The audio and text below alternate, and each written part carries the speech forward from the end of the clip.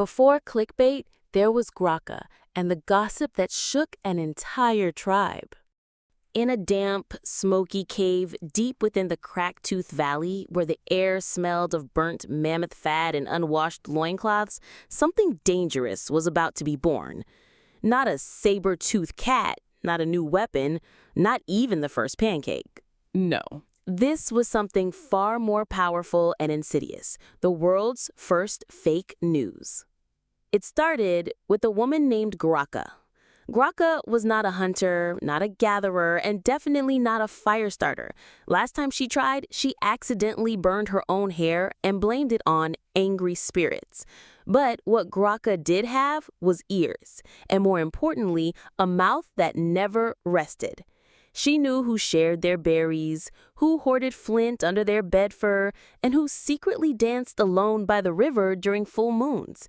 But most of all, she loved what she called truth painting, which sounded noble but really just meant wildly exaggerating everything she overheard. One chilly morning, while half the tribe snored and the other half gnawed on old roots, Graka spotted something suspicious. Across the camp, the stoic and widely respected hunter, Borb, emerged from the cave of Ogla, the tribe's herbalist and most eligible widow. He adjusted his fur cloak, scratched his backside, and wandered off like nothing happened. But for Graka, everything had just happened. That afternoon, she approached her closest confidant, Marn, and whispered just loud enough for two other people to overhear. "Did you hear? Borb and Ogla mating under the moon with crushed berries on their bellies, a fertility ritual, secret, forbidden." Marn gasped so violently she inhaled a beetle. And just like that, the gossip virus began to spread. By nightfall, the story had evolved.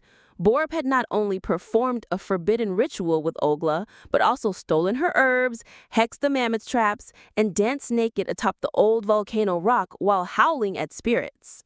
The tribe was buzzing, some with horror, some with excitement, and some because they misunderstood the tale entirely and thought Borb had turned into a mammoth. When Borb returned from a successful hunt, dragging half a reindeer, he was greeted not with praise, but with wide eyes and awkward silence. Children hid, elders mumbled, even Ogla threw a mushroom at him and muttered something about boundaries. Borb, confused and now slightly bruised, asked what was going on. No one would say. Until finally, Marn, unable to contain herself, confessed the full tale. Graka, of course, denied everything. "Lies! I only said he scratched his back. Maybe with berry juice." But the damage had been done. The story had spread too far, grown too many arms and tusks.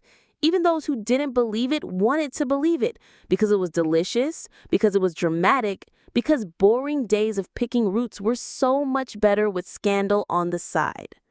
A week later, Borb challenged Graka to the trial of truth, a sacred tradition involving fire, balance beams made of logs, and a series of grunts judged by a council of yawning elders. Graka failed miserably, slipping on a mossy mock and landing face first in a dung pile. The elders declared her guilty of mouth running faster than legs, and she was sentenced to 7 days of silence, a punishment so severe that it became known as the Week of Peace. But something curious happened next. Despite her punishment, other tribe members began mimicking her old behavior. They started whispering theories, half-truths, suspicions, not because they believed them, but because they were fun, entertaining, addicting. One young man, Fluck, even carved pictures into cave walls showing Borb with antlers and Ogla flying on a bat. When asked if it was true, he shrugged and said, "Maybe, who knows? I heard it from someone who heard it from a rock." And so the seed was planted.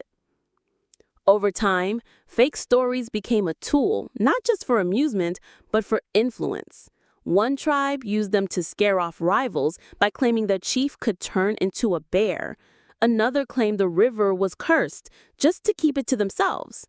The line between what was and what might be blurred into a fog of suspicion and creativity.